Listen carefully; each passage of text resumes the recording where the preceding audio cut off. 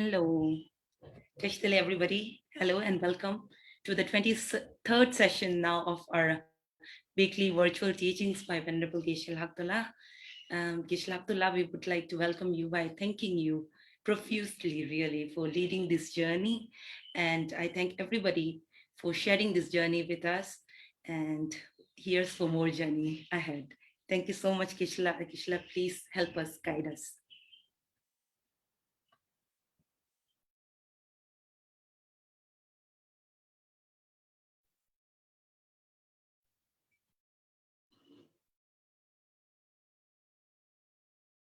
Everybody. It is wonderful to talk to all of you again.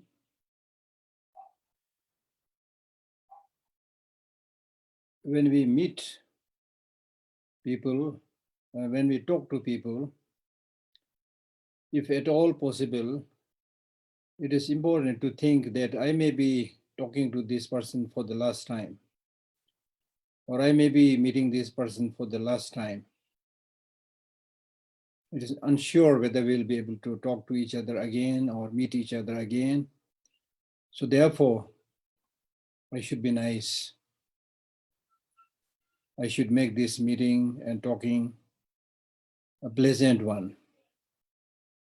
That's really important, to look with fresh eye, just like seeing a newly blossomed flower. When you see different people, people are in general, I was really thinking about that, and people are general, if you think about, irrespective of how human beings came into being, if you think about people, it's really amazing, the whole psychophysical aggregate, how human brain functions, and the complex, properties that is there in the human body, in the human mind, the sensitivity, the receptivity, the thinking power, and of all, of course, that's the most important thing.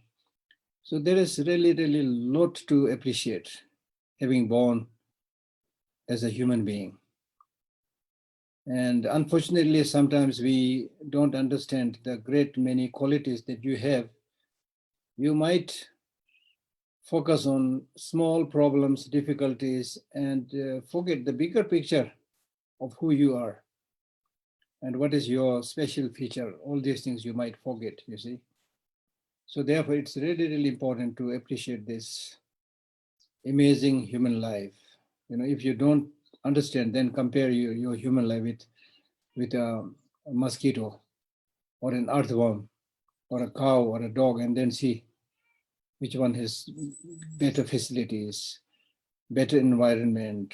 So many advantages of having born as a human being.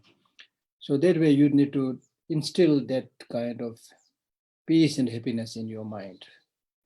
And once you're able to develop that peaceful and happy mind, a happy mind can achieve many things. A happy mind can realize many objectives, important objectives. If your mind itself is distressed and not so happy, then it's not possible to achieve much, right? So therefore, your mental attitude, now gradually, not only, this is something said in Buddhism, now gradually the science are also coming closer and closer to the Buddhist, understanding of mind. Now, as I said earlier, now they are talking about neuroplasticity. Neuroplasticity, I mentioned this earlier also. The more neuroplasticity means, the more you use the neuron pathways on different things, the more it becomes flexible, just like a road well traveled. The road is well traveled.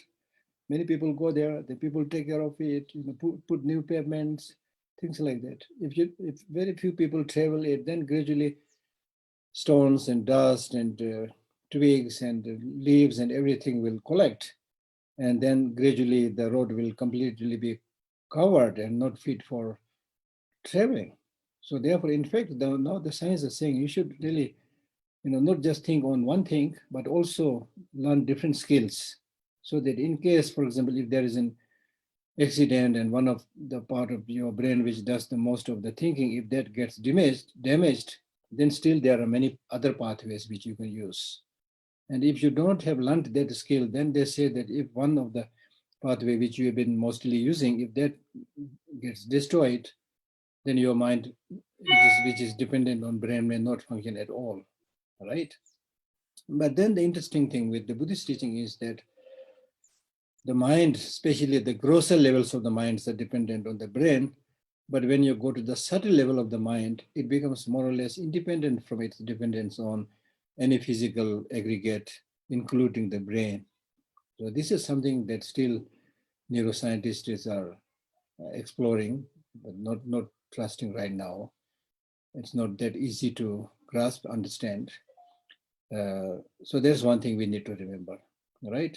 So the main point is, whether you call it brain or mind, we have such an amazing capacity to know the reality, the most profound and subtle reality. And that's important. The other day I was reading a book which it says that if you don't, for example, understand the reality, then it is like a blind person who is not able to see the sunlight. When the blind person is not able to see the sunlight, it's not the fault of the sun. It's the fault of the person whose eye is not functioning, whose sight is not functioning. So therefore, we must develop this eye-like wisdom to see the reality, impermanence, suffering, interdependent origination, all aspects of truth you must learn. And also the encouraging thing, of course, on many teachings, we always say, oh, your mind is so habituated with the negative emotions that it's really difficult to come out. I said this also a few times. Of course, that is true. But on the other hand, the text also gives the explanation, like the example of a house which has always remained dark, having no light. Let us say for 1,000 years, the doors and windows are closed and the darkness there. But in order to remove this darkness, which has been there for 1,000 years and so forth, if you just light one lamp, this darkness collected over several thousand of years will go away. This is a very encouraging example. So in our case also, the only problem is we are not making enough effort to realize the suchness. Once you really make some effort through hearing, thinking, and meditation, and through that, if you are able to develop some insight or conviction towards the truth of impermanence, for example, your life will be completely transformed. A proper understanding of suffering, proper understanding of interdependent origination. Then the way you treat yourself, the way you treat other people, the way you relate to other people, it is clear that it will completely be changed. And then many of the ordinary stupid ways of life that we indulge in makes no sense at all. So ordinary way of life that we are living is really like the life of a person, whose mind is not functioning, right? The way of mad person, right? In the case of mad person, he or she may be physically extremely ill and sick, but still will be like jumping around, laughing and saying, ha ha, he, who. And if you ask that person to go and take treatment and things like that, he would say, no, I'm absolutely fine. I'm absolutely perfect. He's not perfect. She's not perfect. But because of her lunacy or his madness, he's not able to understand that. So we are something like that. So in order to remove this lunacy, this madness, we can talk about this madness of the world in many, many aspects. We are suffering unnecessarily because of this lack of knowledge, ignorance, and madness. And that madness, that ignorance can be removed if we make a little bit effort to understand the reality of how we are all connected to each other, how delicately we are connected to the environment and things like that. So therefore, the one point that is repeatedly emphasized in the Buddhist teaching is that you must use your brain or mind and hear, think, and meditate on the reality.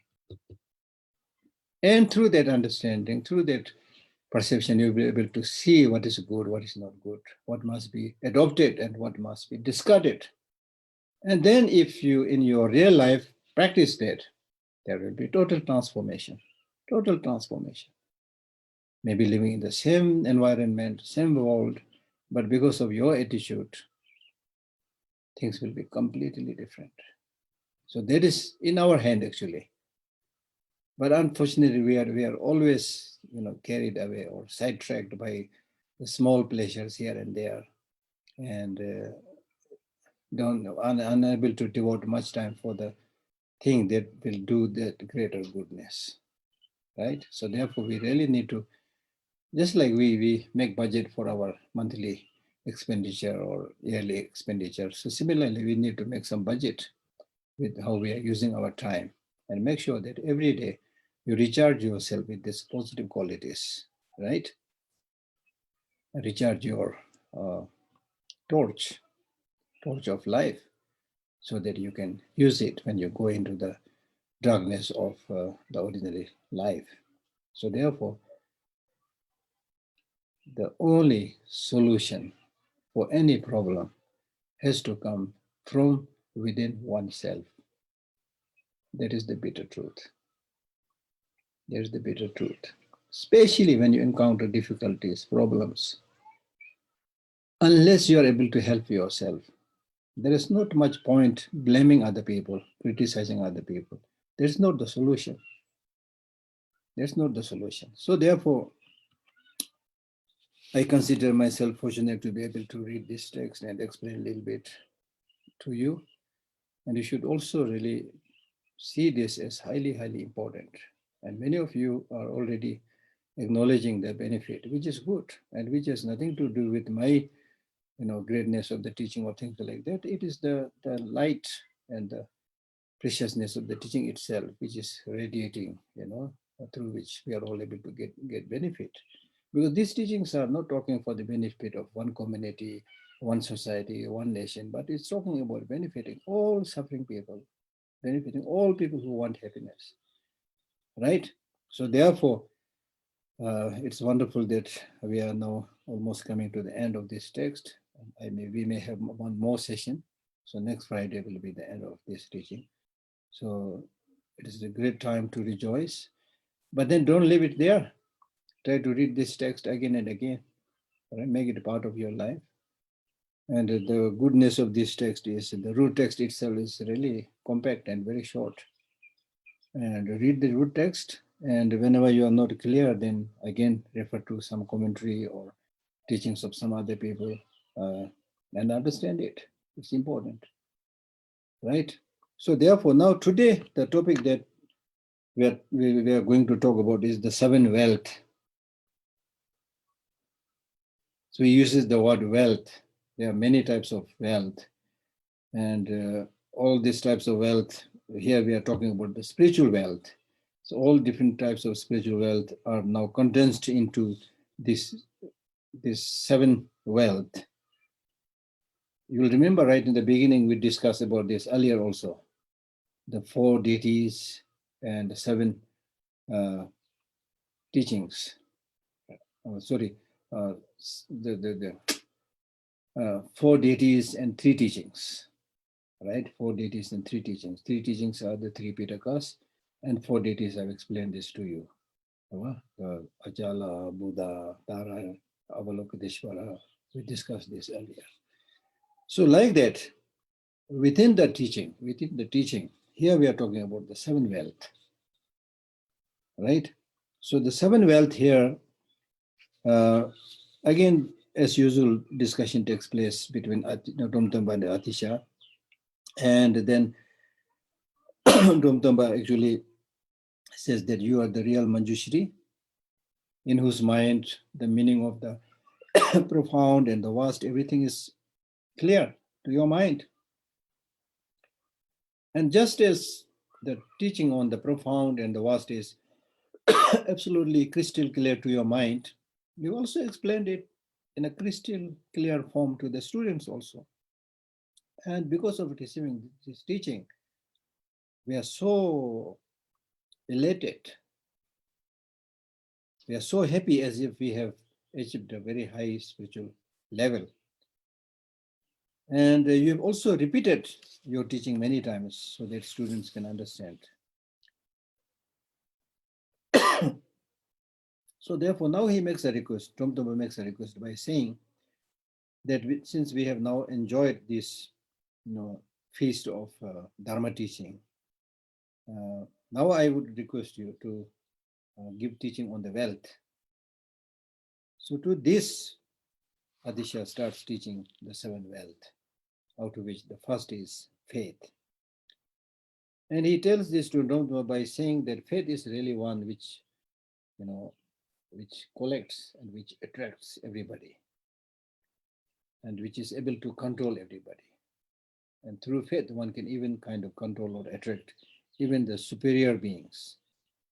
And thereby, there's no need to talk about attracting ordinary people. So that's what I'm talking about, There's so many great qualities that we can talk about. So out of these many great virtuous qualities, even if you practice and develop one properly, that's what I was saying, the transformation that will take place, because all these great qualities are related to each other, right? So now faith basically means, faith is basically liking. Liking. You imagine when you like somebody, especially when you love somebody, your mind becomes completely clear. Completely clear. And because of that liking inside, even the face of that person looks different, looks attractive, looks nice. You want to talk to that person, you want to be closer to that person, or if it is a flower, you want to touch that flower, smell it, and things like that, right? So faith is the one which removes the mental turbidity, mental sediments, or mental turbidity, right? So that's very important. Unless your mind is completely open and clear, just like pure water, it will not become receptive for higher practices or for teachings. So it must be very, very clear. I had earlier explained the three types of faith, so I'm not going to repeat it again. But then after that, I also explained about the two types of faith. The faith of those people whose mind is not very sharp, and faith of people whose mind is very sharp. So when we follow the Mahayana teaching, we must follow the system of the Mahayana, which is based on reasoning. You develop certain faith, but it is based on reasoning. So reason and faith must go together.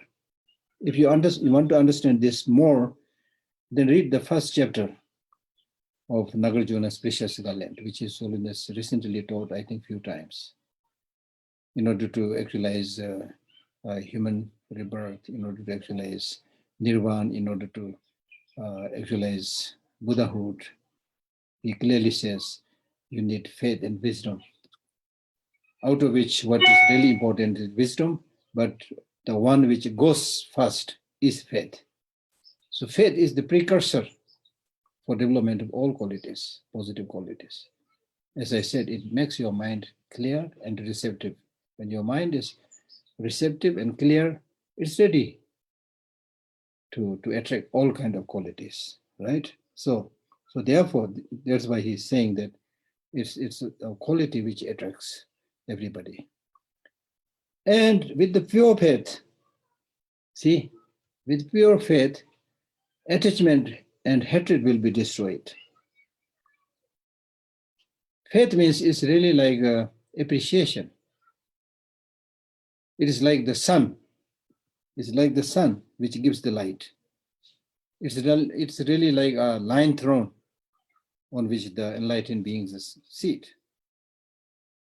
And faith is also like a lotus flower which is blossoming. And it's faith that you respect all the superior beings.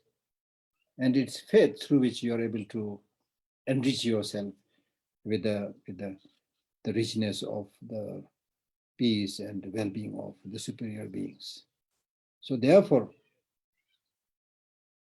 he again tells Dhamma, therefore, the most supreme of all the wealth is faith. If you don't have faith, then you are like a dog, you are like a crow, you are like a pig.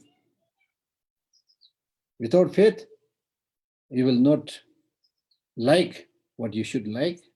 You will not love what you should like, but you will love which you should not love. You will like something which you should not like. That's what ordinary people do. For precious teachings, we don't pay attention. We don't like, we don't love. We don't even pay attention. For stupid things, we will be the first ones to reach there. Right? That's ordinary way of life. So it's just opposite. It's just opposite. Right? If you don't have the faith. Faith is like the light of a lamp. The light of a lamp makes oneself luminous and also others luminous. It will shine you and shine others. It will remove darkness. And by removing the darkness, you're able to see what is in their place, in the house. You're able to see where your cup is, where your book is, with the light. So it's like that. And faith, having faith is also really like relishing a fruit that you long, that you want to enjoy, right? So therefore, you must stabilize your faith. So having explained this, then Domdamba again requests Atisha by saying that, yes, there are 7 wealth, which you have now spoken about the first wealth. So can you explain the rest, the 6, right? So then Atisha explains this by saying that one which is really the foundation and the one which is like endless treasure, however much you use, it will never come to an end. And whenever you need, it will be there with you, is practice of morality. Practice of morality. Because morality is really like the foundation of all the good things that you want to practice. It's like a well-cultivated field in which you can grow all kind of crops. You'll remember that the Sanskrit, equivalent word for morality, which is shil. Shil means something like coolness. So practice of morality means avoiding negative deeds, helping others, collecting virtuous qualities. As I mentioned earlier, this word morality or discipline has no connotation of observing some sense of discipline which is imposed upon you, which you unwillingly do it. No, there's no such connotation. Practice of morality is just for your benefit, that you do the good things, don't do the bad things, help others. So it's a very, very open kind of explanation, wide kind of explanation, right? So as I was saying, when you do these 3 things, avoiding the negative deeds, collecting the good deeds, helping others, then your mind naturally will be cool and free, completely clean, right? So when your mind is calm and peaceful and clean, then that is like a field where you can cultivate all the crops. Meaning that now, because of your mind is peaceful and calm, you can undertake concentration, you can develop wisdom, you can analyze things, you can develop compassion, you can develop love, everything. Just like this earth is the support for everything that is existing on it. Animate beings, inanimate beings. So similarly, morality is the foundation for all great practices, right? So basically means not harming others and helping others. It's extremely, extremely important, right? So it's really like the so-called water, which possesses 8 different features. There is the special water called, the one with 8 features, which means it is pure and cool, light, without turbidity and things like that. And it is also like a medicinal tree. A medicinal tree produces medicinal fruits. And moral practice is really like vast area where everybody can travel with peace and happiness. And it is the only path which is free from contaminations. And by cultivating that morality, the fruit is obtaining good human rebirth, liberation, and so forth. So therefore, this is again second very important wealth, without which you cannot really move forward in your spiritual practice. And it is based on the practice of morality that you are able to achieve higher spiritual grounds and then become an Arya, a superior being. So when you have that moral practice, then you are like a beautiful garden with all the beautiful flowers. You see, I mean, look at the example. You see, human beings, through their thinking, through their physical gesture, they can be the most beautiful flower, right? Because we have this motivation, with the gesture of your eye, with the gesture of your speech, with the gesture of your hand, with the gesture of your whole facial and physical expression, you can create so much happiness. I mean, look at a small, child. Everybody wants to touch and hug that child. Why?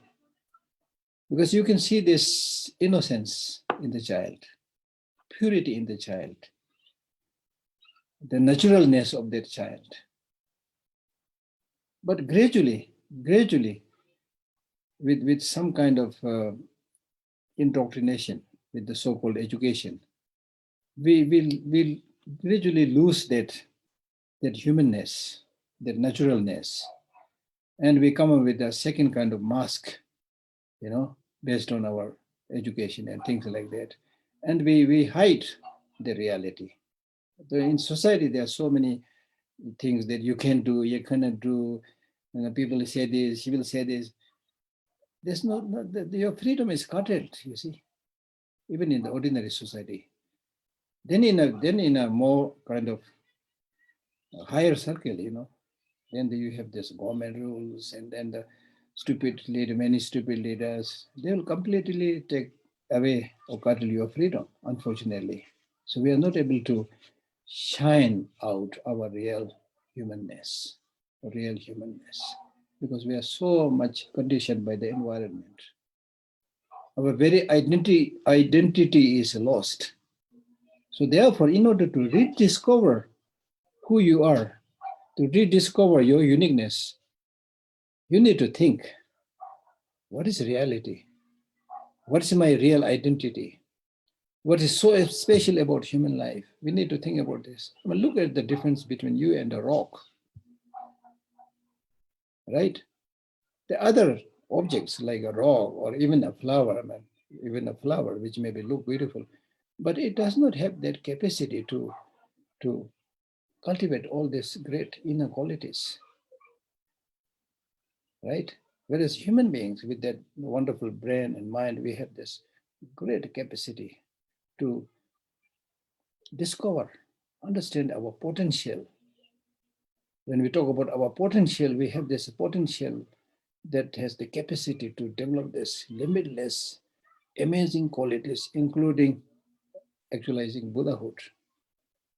We have this wonderful quality. So that's why in many, if you read about this topic on the Buddha nature, so in Buddhism we say all not only just human beings, all sentient beings have this Buddha nature, which means the capacity to flourish.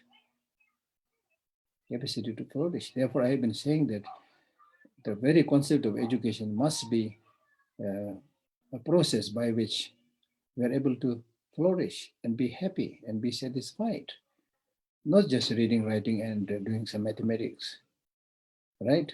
So we have that capacity, but that capacity, as is explained in Sutra Alamkara and Uttara Tantra by Maitreya, and that potential is right now remain dormant and hidden, just like a butter lamp in a pot, a sealed pot or something like that. So inside there is a lamp, but you cannot see it outside because it is closed in a pot. Or just like a treasure hidden deep down in the ground, earth. The treasure is there, but we have no idea, right? Right? So there are many examples are given in those texts. So therefore, it is important to go deeper and understand this capacity to develop these qualities like faith, morality, and so forth. Right? So therefore, this has been compared to a beautiful garden. And so therefore, you must guard this moral practice of morality similar to your life. Similar to your life. Because if you have the morality, moral practice, you will be away from all kinds of poverty, especially spiritual poverty, right? Spiritual poverty. I mean, imagine if you are somebody.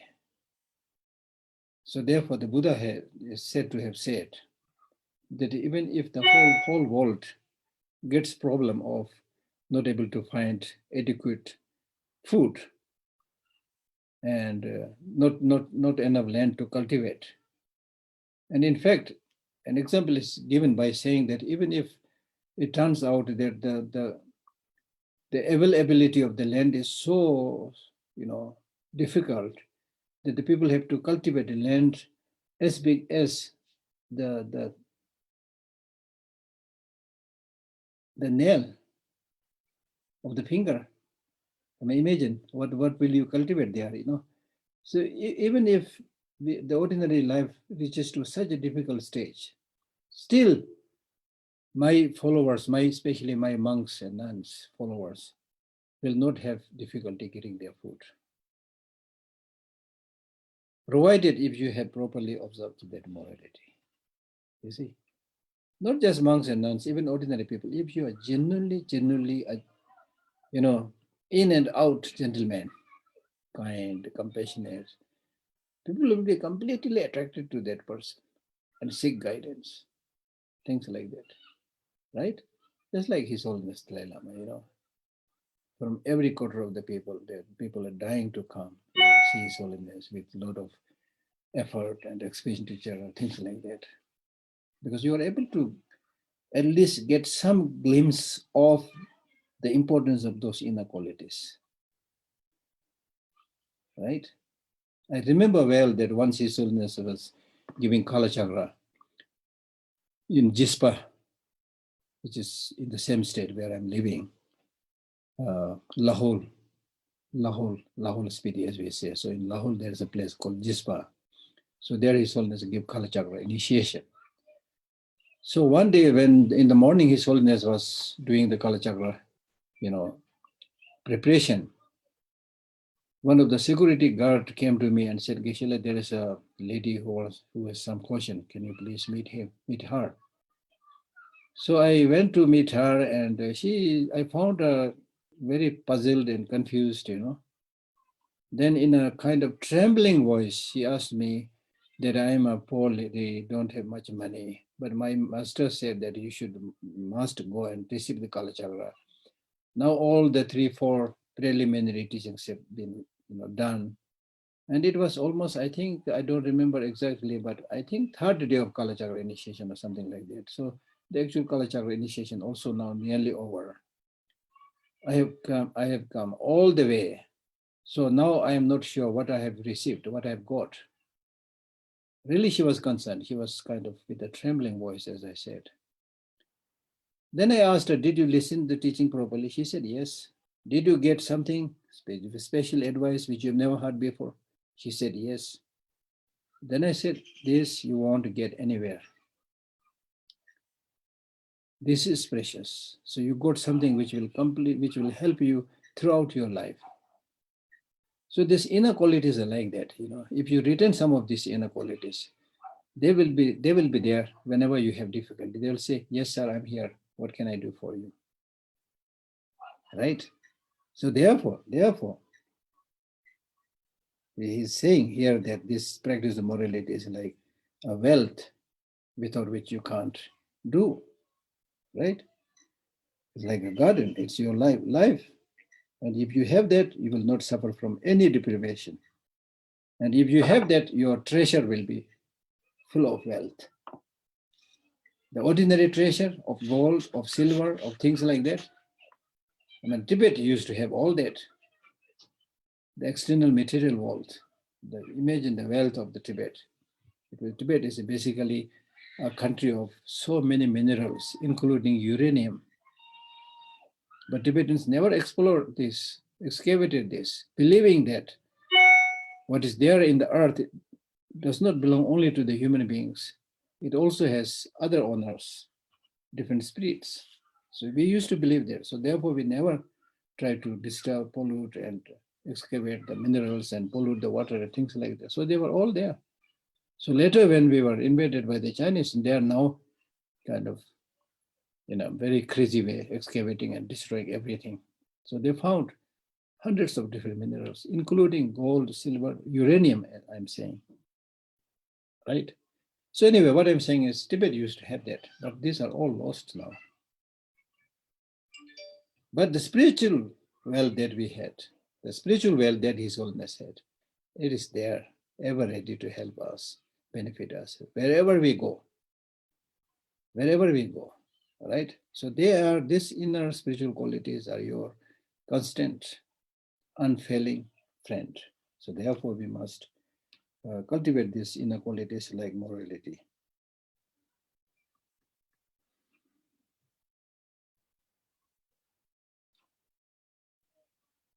And then also he says, but having just mere faith, mere morality, this practice is also in the lower vehicles, in the practice of Sarvakas and Patika Buddhas. But among those practitioners, it will be difficult to find a practitioner who is able to just give up the complete kingdom or even sacrifice one's son and daughter, one's head and hand, and without expecting anything back. Such practice is difficult. So therefore, we must follow the practice found in Mahayana, where you give up everything. So that is the third wealth, which is giving,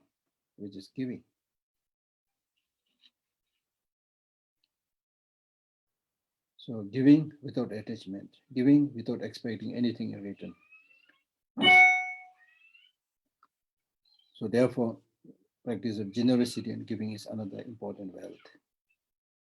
And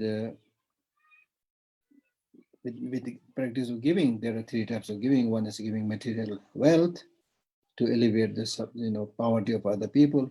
Then giving Dharma teaching or advices, which shows the supreme path, and then giving fearlessness. So giving is not just giving material object, but helping other people alleviate, remove their fear.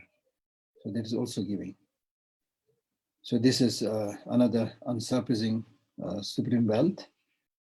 So that is the third wealth. Now, even if you have faith, even if you guard your morality, even if you practice giving, if you do not seek the understanding of the profound and vast teachings, in other words, if you don't listen to the teaching, if you don't hear the teaching which is really like an ocean, then you might, in the intermediate state, fall down to lower states, because you will not know what is the path, what is the ground, things like that. The path that takes you to the Buddhahood. And if you don't have that vast knowledge that comes from hearing, thinking, you can be easily duped by superficial attractions, and especially there are negative forces among non-human beings, among human beings, who can dupe you intentionally sometimes unintentionally. The unintentional distractions are like your parents, your wealth, your followers, your efforts, your students, your friends, your brothers, sisters, right? So in that form, because of your attachment to them, right, you might get distracted. So therefore, in order to to able to make a distinction between the fault and the qualities, it is important to have this wealth of listening.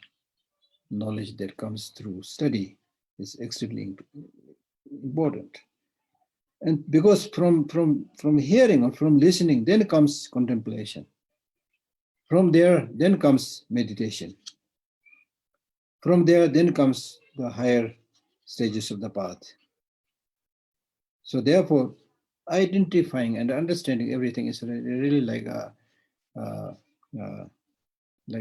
doctor, a physician. For a physician, it's important for the doctor to know all the details of different types of plants or medicines and so forth.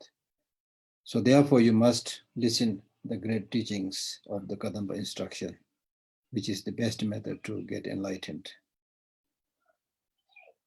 So as long as you live, you must nourish yourself by this food of listening to the teaching. So that is the fourth wealth.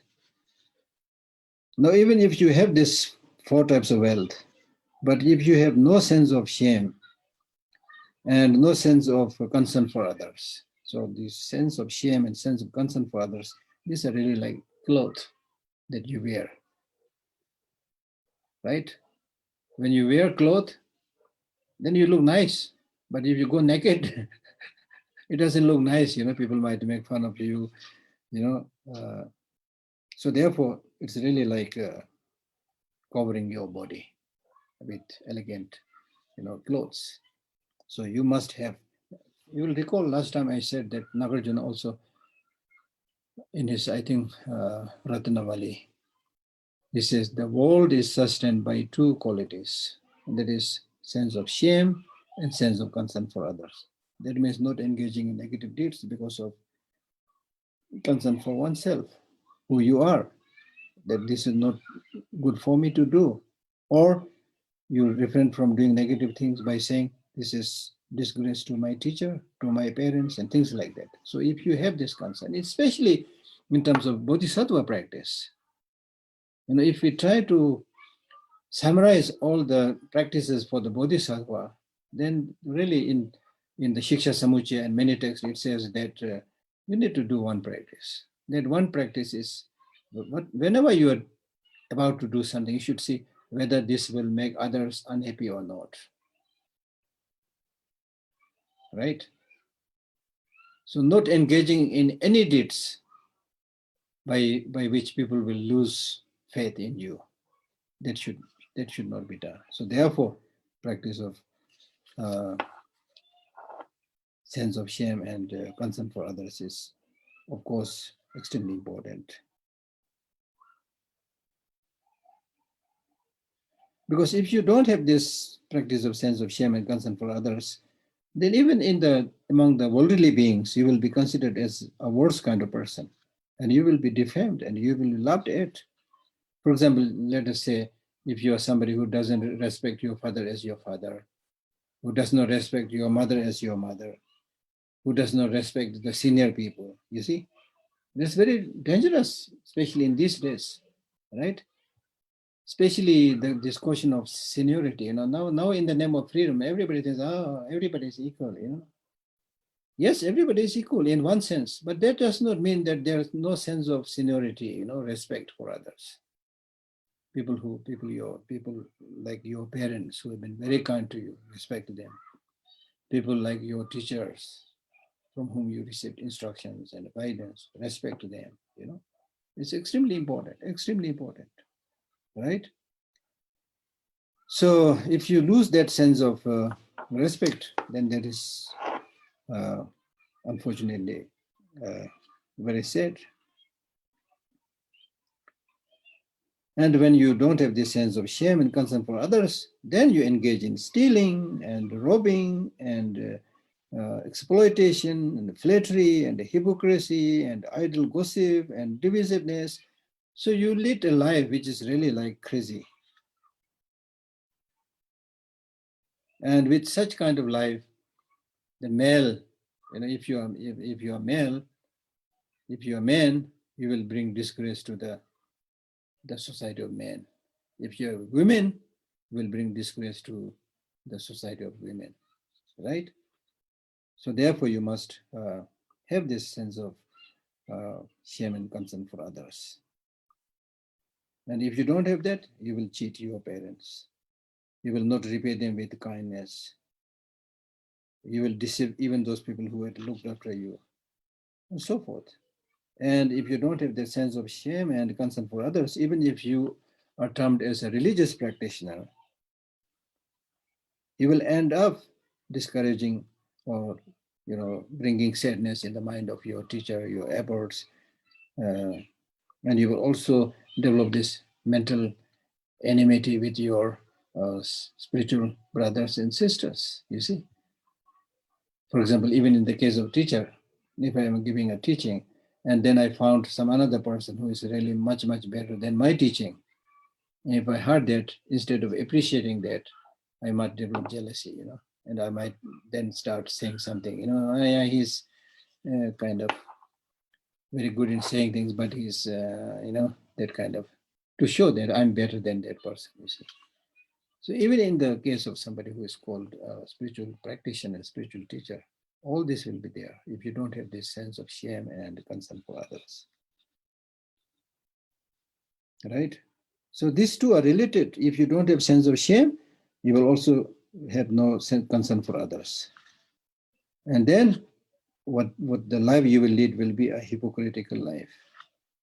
And you will lead a life which is basically based on wrong livelihood. Wrong livelihood. Now today, unfortunately, if you really seek very carefully, people are ready to do everything for money. That means wrong livelihood in big cities. People are ready to sell everything, including their value, human value, you see. In a way, we can say that everything has a value, but human being itself has now no value, unfortunately. So that is the situation, because you don't have that sense of shame and concern for others. And if you have that, then you will give up this seven wealth and you will work hard to get those which is not wealth. And when you don't practice any of this, religious teachings, you don't feel ashamed, right? But if you do a little bit of Buddhist practice, you feel ashamed, especially this is true with young people. They might think, oh, I'm so modernized, in look and, things like that. So why should I practice spirituality, which is for elderly people, or which is, obsolete, ancient way of practice? We think like that, you see. This reminds me the story of Buddha's encounter with, I think Atisha or Buddha, I don't remember. He talks to a 70-year-old man, saying that, how old are you? He said, 70. No, you're not 70. You're like a child or something like that. So then this old man said, no, I'm 70. No, I'm not talking about your physical age. I'm talking about your mental level. So mental level, you are still like a child, you see. So it's like that, you see. If you don't train your mind, then to those objects in which you should not have shame, you have shame, right? So we lead a life just opposite. So that's why I really encourage. I feel very happy when I see young people doing spiritual practice, because you can be a great influence for other, people with similar age. Because if they listen to someone like me, they might, oh, he's old, therefore he's saying things like that. But it's irrelevant for me because I'm so smart and so young, things like that, right?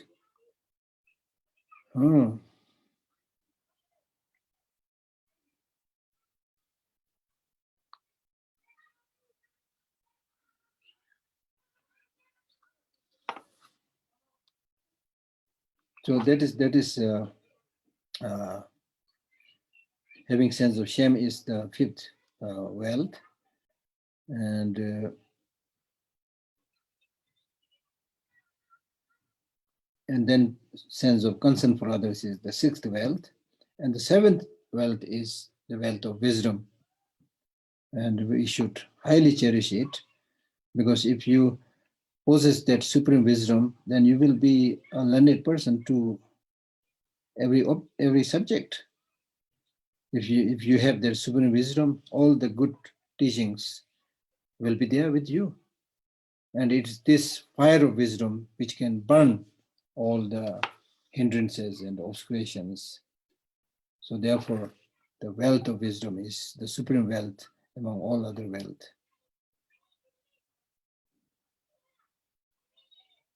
So therefore, if you have that wisdom, you will be really good in fulfilling the twin purposes, one's own purpose and purpose of other sentient beings. All right? And then if you have wisdom, you will also have skillfulness. If you have wisdom, you will also guard morality. If you have wisdom, you will also practice giving. If you have wisdom, you will also seek hearing. If you have wisdom, you will also decorate yourself with sense of shame and the sense of concern for others. You will also have the power of patience, and you will also have the power of effort, and you will also have the practice of one point in concentration.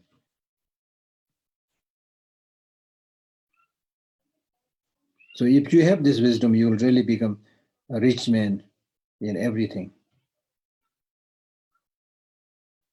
And so these are the seven wealth, and I'm explaining this wealth to you with much love and affection. So therefore, you should not declare it in the marketplace, meaning that you should not just randomly, without any regard, share it to people who are not interested, right? In that way, this is not a tantric teaching, but for people who are totally against it, there's no point at that level to try to share this to those others. So therefore, in the root text also it says that don't share it to non-humans. So that is basically the meaning. Because if you share it to non-humans or people who are not interested in it, then their mind will be agitated, their mind will be disturbed, right? And they will even end up bloating something to bring disrepute in you, right? So therefore, you should check carefully to whom you should share it and to whom you should not share it. Okay, that's all lives.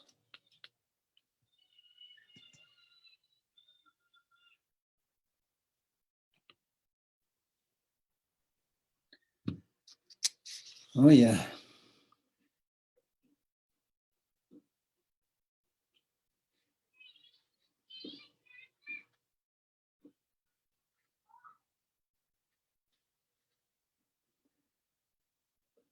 So in short, we should practice in accordance with the three Pitakas. So all these people, who is a fit disciple to share all this teaching is people who have this practice of concentration, wisdom, and practice of morality. But the people who have turned their back against such teaching, then they are basically kind of ostracized from people. So they are really like a wild animal. A wild animal, what they do? Wild animal, they for their temporary, alleviating their hunger, they will just seek food. Or like birds, who are, flying from one tree to another tree, merely seeking food. We are human beings. We are not like those wild animals or birds whose main aim is only to get food, right?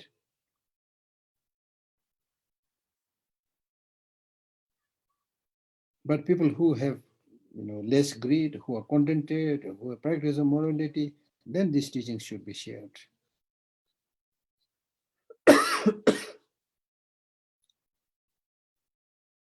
So in short, we should understand the teaching through the threefold practices: listening, contemplation, and meditation. In other words, you should study a particular subject in such a thorough and detailed manner that you are able to precisely understand the real meaning. not just a superficial understanding. Because the very purpose of listening and then especially thinking is to precisely penetrate into the ultimate meaning and develop conviction. And once you are able to do that, then get habituated with that, which means meditation, right? And the purpose of doing so is to help you exaggerate and defame things. Normally, merely on the hearsay, there some people are saying this, some people are doing this. Based on the hearsay, you either bring the news out of proportion, you exaggerate it, or you would denigrate it. So you fall into one of the extremes. And that is against the mainline practice. So therefore, unless you undertake wholehearted, one-pointed, practice, it is difficult to develop all those higher qualities like divine eye or divine clairvoyances, right?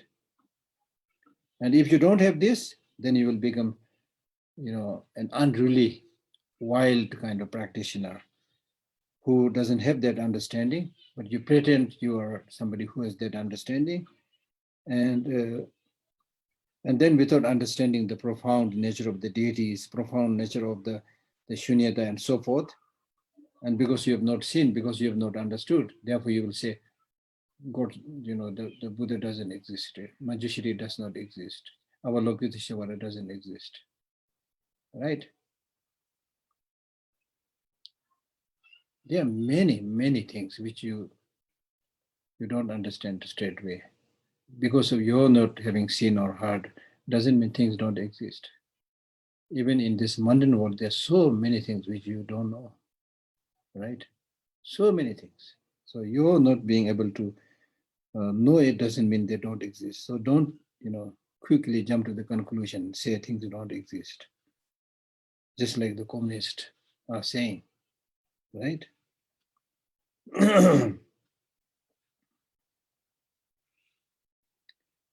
Then also during the teaching, Atisha also says that from a more purified view, Domdamba should also not be seen as a Domdamba, but he should be seen as an Avalokiteshvara.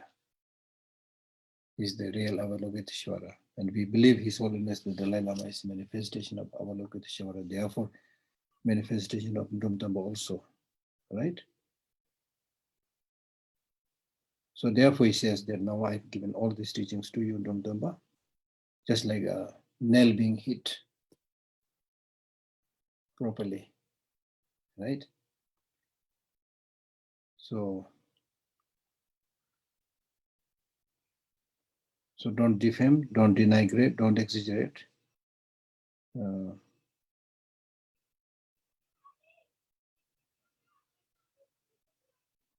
And this question answer dialogue that we had should not be proclaimed to others who have no faith, because we call these teachings as gem, Bodhisattva Garland of Gems. So you should not, give this gem, precious gem, to the enemy,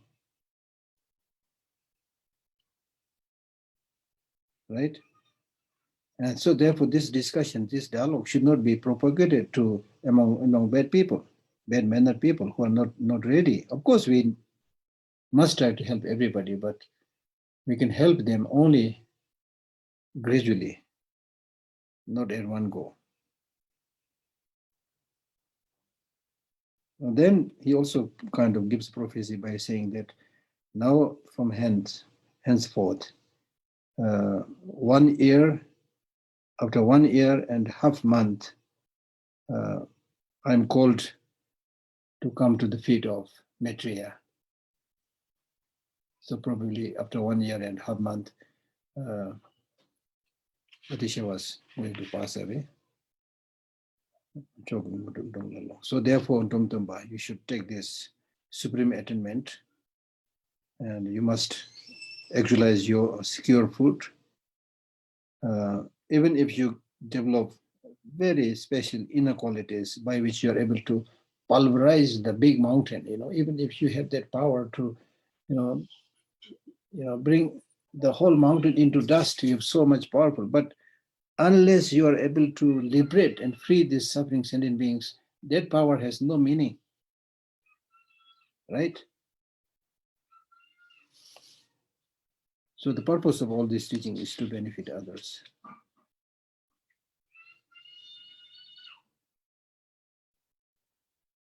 And then they also seek the support of some of the guardian deities like the Temachuni, the 12 sisters, guardian deities, right?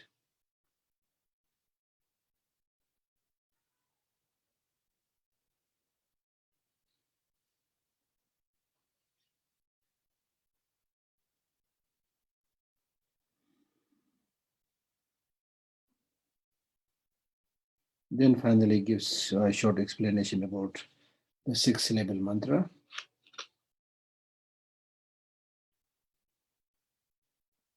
And then finally, Dumdamba, as usual, summarizes it by saying that, yes, we had a great discussion, but if I summarize it, then it can be summarized into this 7 wealth: the wealth of faith, wealth of morality, the wealth of consideration for others, and feeling of shame, the wealth of hearing, and the wealth of giving, and the wealth of wisdom are the 7 wealth.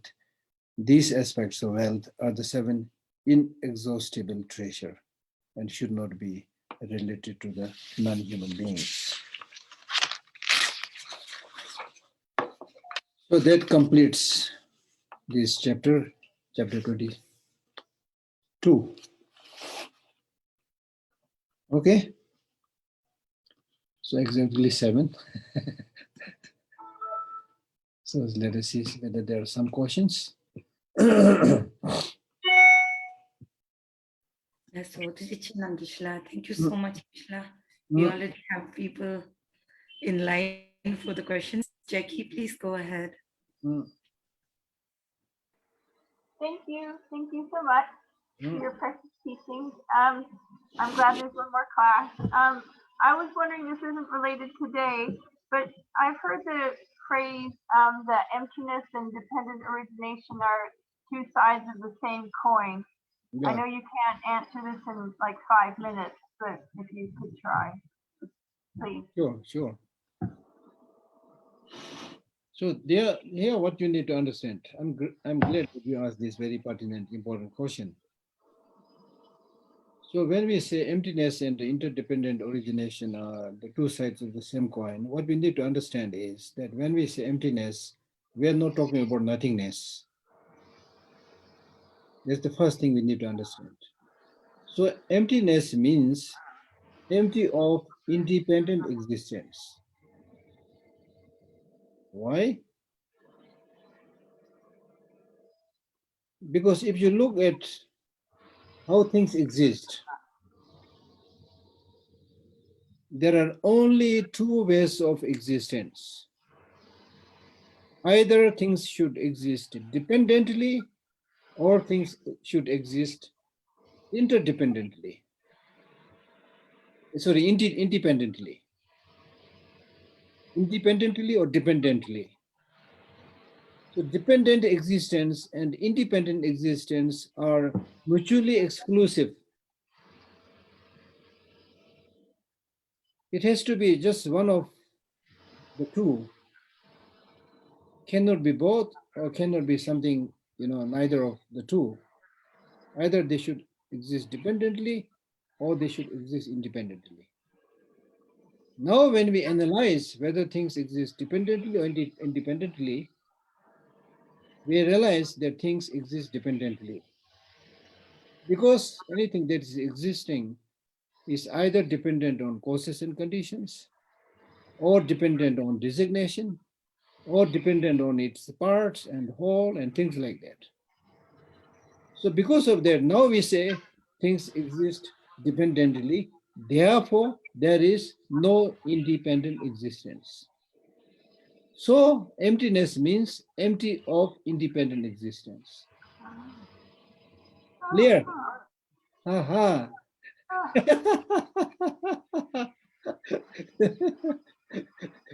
So, because things exist, they exist dependently. Therefore, the other side of the coin is they don't exist independently. So emptiness means empty of independent existence.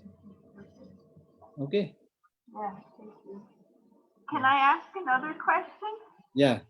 I'm sorry. So last week you mentioned how, or a couple of weeks ago, you mentioned how Milarepa was kind of running away from people.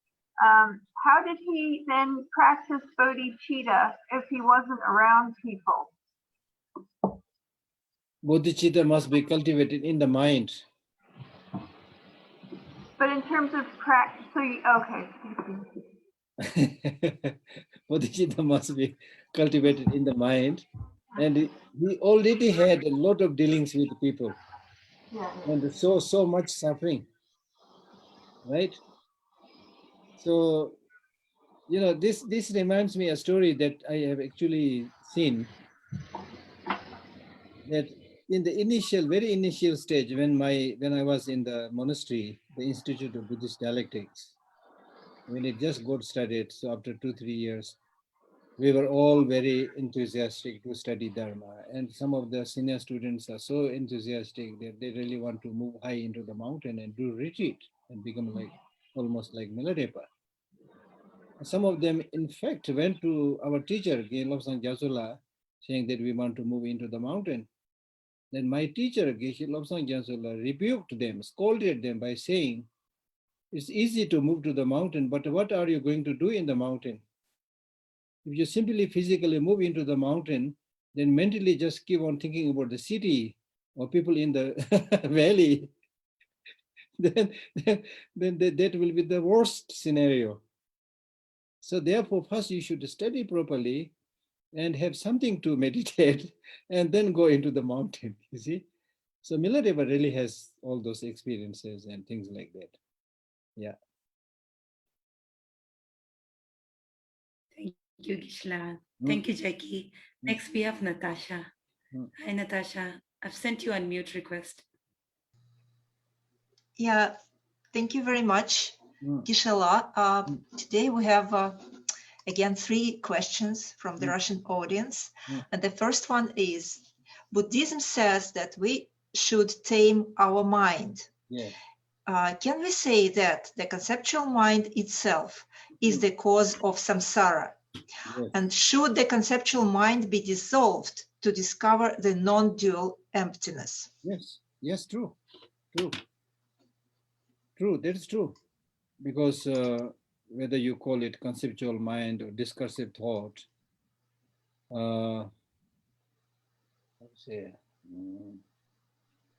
there's a teaching, a line of teaching in Atisha's lemma of the path to enlightenment, where he cites a quotation by saying that the conception is great ignorance.